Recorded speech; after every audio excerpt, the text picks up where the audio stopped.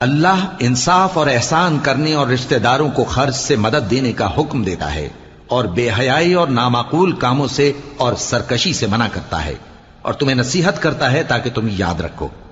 اور جب اللہ سے عہد کرو تو اس کو پورا کرو، اور جب پکی قسمیں کھاؤ تو ان کو مت توڑو کہ تم اللہ کو اپنا ضامن مقرر کر چکے ہو، اور جو کچھ تم کرتے ہو اللہ اس کو جانتا ہے۔ اور اس عورت کی طرح نہ ہونا جس نے محنت سے تو سود کاتا پھر اس کو توڑ کر ٹکڑے ٹکڑے کر ڈالا، کہ تم اپنی قسموں کو آپس میں اس بات کا ذریعہ بنانے لگو کہ ایک گروہ دوسرے گروہ سے زیادہ غالب رہے۔ بات یہ ہے کہ اللہ تمہیں اس سے آزماتا ہے، اور جن باتوں میں تم اختلاف کرتے ہو قیامت کے دن اس کی حقیقت تم پر ظاہر کر دے گا۔ اور اگر اللہ چاہتا تو تم سب کو ایک ہی جماعت بنا دیتا، لیکن وہ جسے چاہتا ہے گمراہ رہنے دیتا ہے اور جسے چاہتا ہے ہدایت دیتا ہے۔ اور جو عمل تم کرتے ہو اس دن ان کے بارے میں تم سے